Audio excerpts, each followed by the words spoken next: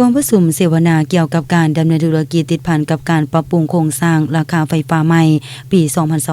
2025-2029 ของรัฐวิสาหกิจไฟฟ้าลาวได้จัดขึ้นในตอนเช้าของวันที่23พฤษภาคม 2025 อยู่ที่สโมสรกองบัญชาการปกส.แขวงให้เกียรติเข้าร่วมของท่านคำแวนปัญญานุวงศ์รองเจ้าแขวงบุรีคำไซมีท่านอาคมเดชวงศ์ไซผู้อำนวยการใหญ่รัฐวิสาหกิจไฟฟ้าลาวมีสภาประชาชนแขวงต่างหน้าแผนกการห้องการกรมกองตำรวจหอดภาคส่วนวิสาหกิจธุรกิจอ้อมข้างแขวงเข้าร่วม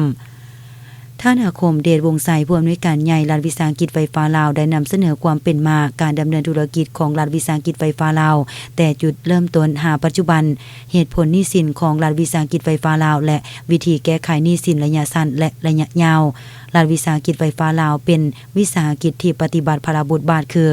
รับผิดชอบหน้าที่การเมืองก็คือการปฏิบัติหน้าที่สนับสนุนและจะตั้งปฏิบัติแผนพัฒนาเศรษฐกิจสังคมแห่งชาติในแต่ละระยะให้เป็นรูปธรรมโดยเฉพาะแม่นรับประกันการสนองไฟ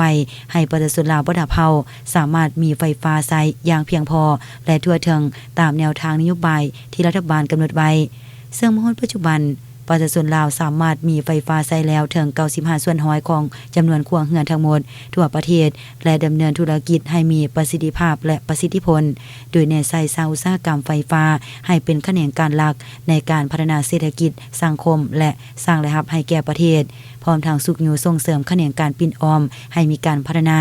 ไปเคียงคู่กันเพื่อสร้างเวียกเฮ็ดงานทำให้ประชาชนลาวบ่ดาเฮาและได้สมใช้ไฟฟ้าในราคาที่สมเหตุสมผลการปฏิบัติ2หน้าที่ยุทธศาสตร์ให้สอดคล้องกันนั้นเป็นภาระหน้าที่อันหนักหน่วงของรัฐวิสาหกิจไฟฟ้าลาวและจำเป็นต้องได้ใช้ทุนหอนอันมหาศาลเข้าในการพัฒนาระบบโครงสร้างพื้นฐานนับตั้งแต่การลงทุนก่อสร้างสายส่งหาสถานีไฟฟ้าแรงสูงก่อสร้างตาข่ายไฟฟ้าแรงกลางและแรงต่ำจนฮอดหม้อนับไฟที่ติดตั้งอยู่ตามครัวเรือนของประชาชนสำหรับแขวงบุรีคำไซมี7เมือง284บ้านมีไฟฟ้าใช้แล้ว100%สำหรับครัวเรือนมีไฟฟ้าใช้แล้ว 59,649 ครัวเรือนกวมเอา99กว่าส่วน